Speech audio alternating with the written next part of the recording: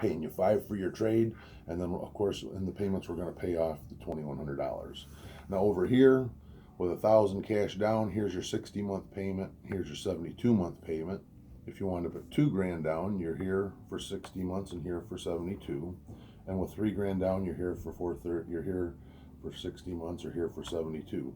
Which one of these payments and down payments is going to work best for you? Well, I told you earlier I want to be at zero. I didn't want to put any cash down, and I wanted to be at my payment that I'm paying on my trade of $325. Okay. So those are a little bit higher. And is that all you're really giving me? Is $500? Yep, that's what we feel market value in your trade is worth $500. So you ideally like to do it with zero down, and payment wise, we want to be roughly where? $325. Okay, so let me ask you this. You know, generally, if the down payment goes down, the payments go up. So realistically, with zero down, we can anticipate the payments here, even at 72 months, being probably more like $425, $404. If I could with just say, well, can you help me? You know, would you be able to come up with $1,000 to keep your payments closer to where you want them to be? No, all I would have is my next payment. Your next payment, which is $350, you said? Yeah. So, and then how did you want to take care of the taxes? How much are the taxes? Well, on this one, it's going to be about $1,700 plus titling fees will be about another $3, so about $2,000. So, could you come up with $2,000 and to pay the taxes? No, all Okay. I have is. So then the payments would go up even slightly more. So realistically, you could possibly come up with maybe $750 cash. Maybe if I take a little something from a different bill. Okay. So if we could get the payments to fit, would the $750 work for you? At $350. Well, if we can get the payments in line, would you be able to come up with $750? Should be able to. Okay. So what would make the difference, a should or for sure?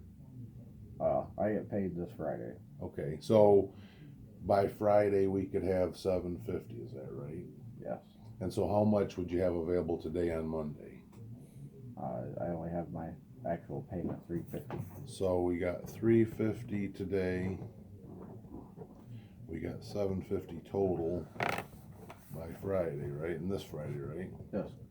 And that's, see, the 16th. So that's what, the 20th, 21st, 20th?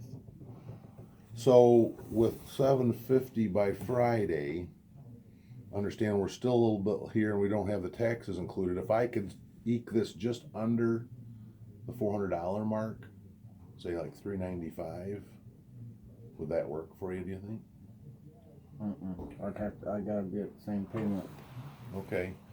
So now we can do the fuel economy close. Now, to do the maintenance close, you'd want to set it up beforehand by doing the good wants and needs and what have you done to add features. So we've already done that. For time purposes, I'm not going to go there. Ultimately, so $350 up to maybe $365, $370. Yeah. Okay. So $370 or less with $750 by Friday. We've got where you want to drive this home today, correct?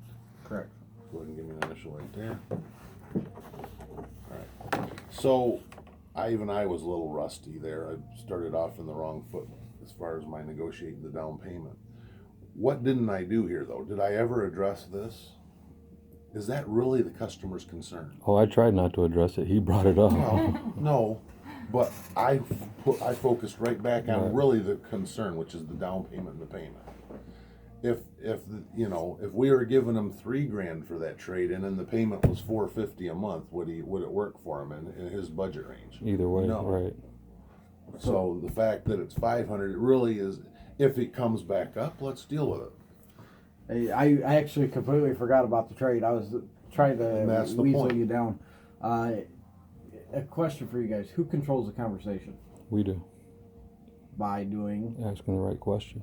asking questions. So if you noticed when I said, "Is $500 for the trade all you give me?" Yep. Which one of these down payments work for you?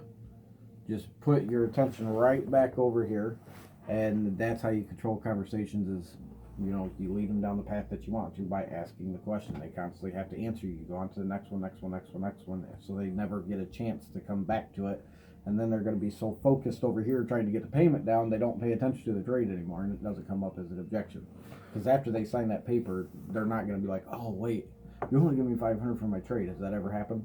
Not to me. Not very often. So, but keep in mind, again, I don't want to come across as the shyster or anything. The reality is, if he was hell bent that he's going to get at least 1,000 or 2,000 for the trade, it would resurface. Uh-huh. The fact that I'm moving over, I'm just confirming and testing, and hopefully finding that the reality is it's about the budget. It isn't about the down payment. It isn't about the trade. It is about what the monthly payment is with the most he can come up with on down payment.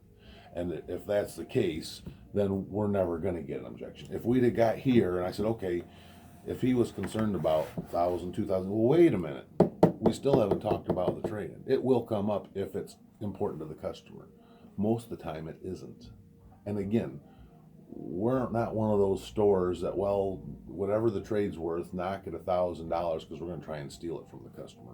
We try and present very legitimate, real figures to not have you guys have to do this 3-4 times. Keep in mind, if this happens, it's not us, it's them. They're fighting for a better deal. God bless them. But it's not us creating the back and forth, it's them creating the back and forth. We've established a fair price. We're giving them terms that are realistic. And if they want to argue it, that's okay. But when there's back and forth, they're creating it, not us. So don't feel, if you're in the middle, and this is the third time Mike sent you back, or Mike's in there for the third time, don't feel like, oh my goodness. It's what the customer wants. Some customers need to feel that way. I'm probably one of them, that I need to feel like I've done my best to get the best deal I can, and the only way I know how to do that is to have it go back and forth a few times. That way I feel in my own head. I was told a long time ago, it's not how much, a lot of times it's how many times. That's old school thinking. But when I was brought in the car business, Jackie Cooper, you reflected, he would say, it's not how much you give, it's how many times you give. Because that customer's anticipating, if we're going to get a good deal, we got to go back and forth 2-3 times. Today it's different with the way we price cars, with the way the market prices cars, the industry, the knowledge the customer has coming into the deal if they wanted to research it. So it's different. But the reality is, it's still, when you get that tough shopper, it is about how many times as much as it is about how much. So we don't have to cave $1,000 off the bat. We can give them 100 here. We can give them 100 here. Maybe we got to give them 150. And and as you do this longer, or as you've done this for a while, you'll get a sense of when that prickliness starts to flare up. And at that point, it's time to get as much as you can get and get back to the desk. So make sure you get a commitment. If you notice, what did I get their agreement on? Did I ask them to agree to the price? No. Did I ask them to agree to the trade-in? No. Those were non-negotiated points. Customer, I'm assuming those are okay. The 2 points that we needed to make sure we're on the same page with is the down payment and the payment. And I put 370 or less. I didn't put 365 to 370. I put 370 or less. Let's just take the most they're willing to do and say that or less, right? If it comes in at 349, you'll be happy. If it comes at 369, we got a deal. And then I also made sure I understood the down payment very clearly. The last thing you want to do is say, yeah, I think I can do 750. Mike makes the deal, everything works, and oh yeah, you know, I don't think I'll be able to do that. You want to firm that down payment up, and if it's chunks, then let's firm up the chunks. If maybe we don't want to take a side note for $400 till Friday because we don't know this guy from Adam. He's an REM customer from Kokomo, Indiana, and we only are willing to get what we can get and have the car. So we want to know, you could do 350 today, right? Yep. And by Friday you could do, okay, 750 total. And then it's management's decision. Are we working with 350 or are we working with 750 and a $400 side note if we're going to deliver the car today? Or are we going to hold the car till Friday? And those are the options that management has at that point. Questions, thoughts, concerns, critiques? Just a comment. You know, what I really struggle with is when someone comes here for a certain vehicle, like let's just say it's the 15 Trailhawk. Cherokee, you know,